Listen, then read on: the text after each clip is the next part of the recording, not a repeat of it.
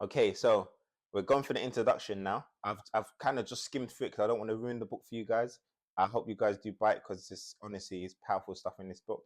So now we're gonna go to part one. Okay, so the first three lines in this. Okay, so this book is filled with strategies to help you create the life you want, but none of that matters if you can't get past what is holding you back from taking action in the first place.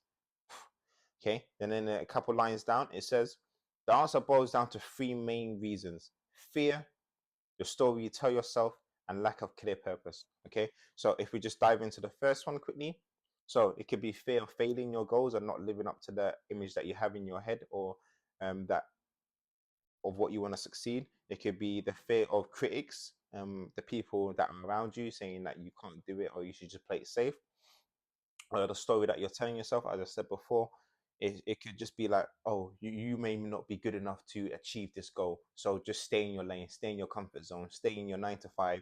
You know what I mean? Don't go out and start a business because you might fail. It says lack of clear purpose. Okay. So you don't you can't hit a target you can't see. Okay. So if you don't know what you want to do in life, it's going to be hard for you to hit that target. Okay. And it says you're scared of a future that hasn't happened yet. So you do what's safe, nothing. You take yourself out of the race before you even start. Wow.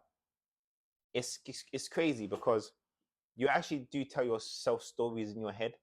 If you're trying to start a business, okay, you might think to yourself, oh, well, that market is so saturated already that what's the point in me trying?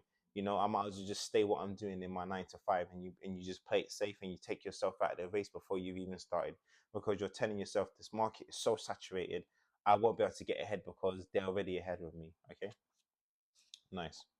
So in chapter one, we focus on fear. Okay, I'm just going to go through this briefly, okay, and just pick out the bits that I like, okay? And it says, one of the bits that I like, it says, and if a fear that fiery could be built into me by another person, how many other fears have I picked up over the years from family, friends, and society in general? Okay, so let's break that apart a little bit, okay?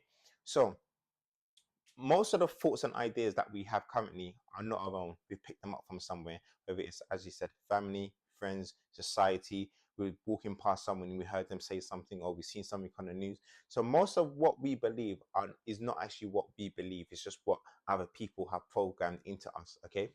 So what he's talking about here, okay, he's got a story of his own, but I'm just gonna make some stuff up so you understand, okay? So if someone told you, oh, there's been a lot of bombings on the trains recently, you probably would be a bit apprehensive about going on to the trains because you might think you might get blown up. And then, or someone might go to you, oh, there was a plane crash the other day, and there's been several this year already. You might think, oh, I might not get on a plane, Someone might tell you, oh,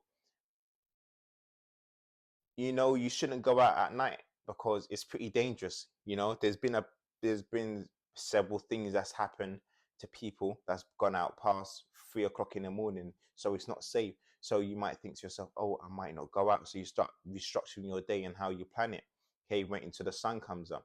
So just if you have a fear or a limiting belief that you have, it's best to go back and sit down and think to yourself, where did this belief come from? And is this belief serving me in a positive light or negative light? If it's holding you back, if you want to become a news reporter and you want to start reporting on the news and become a journalist, you need to be in all different countries. Okay. So it's ideal that you need to start taking planes to be able to do your job effectively. Okay. So, but if you're afraid of planes, that limiting belief that there has been several plane crashes, that's holding you back from what you actually want to do. Okay. So you need to go back and examine that fear, where you got it from, and just try and dispel it because it's not serving you at the moment. Okay. And how you do that, okay, you might just start doing some research of your own. You might just go in Google or Yahoo or wherever and just type in, when was the last plane attack? Or no, when was the last train attack? Or when was the last plane crash? Or how many people in this area have been mugged or assaulted in the last 6 months, year? And just do your own statistics and just try to combat that limiting fear that you have. There are 5 fears that we all have: fear of failure, fear of rejection, fear of success, fear of being a fraud, and fear of abandonment. Okay, we all have some of them fears in one retrospect or another. Okay, and fear is a, I'm reading it here, fear is a defense mechanism. It's to keep us safe. Okay, so a couple of examples that are given in the book. Okay, so fear is a defensive mechanism. Okay, but there's two types of fear. our the fear that our ancestors cavemen used to have, and the current fear that we have now. Okay, so the fear that our ancestors used to have, okay, it was that don't go out too late, you might get eaten by a saber-toothed tiger, or you might slip on a rock and fall to the ground. Okay, so that fear was there to protect you. Okay, but now the kind of fear that we have now in this day and age in our society is fear of, as you said, rejection, abandonment, that sort of fear. Okay, so it's fear that, oh, someone might criticize my videos if I put them out on the internet. Fear of abandonment, that's why people get dogs, because the dog is like your best friend, they don't really go anywhere. So fear of abandonment, you have fear of success, fear of failure. It could be fear of, oh, I might not get that job in that job, you know so you don't bother putting yourself out there to go to the job interview. There's so many fears that we have now that are not serving us at all. You know what I mean? So if you can learn to combat them limiting self-beliefs and them fears, you'll go a long way. So very little in life is worse than the pain of regret. There's a saying that most people, when they get to the end of their life, they don't regret the things that they did, they regret the things that they didn't do. Okay, so don't be that person that gets to the end of the road and you thinking, you're just laying there on your deathbed and think, what did I actually do in my life?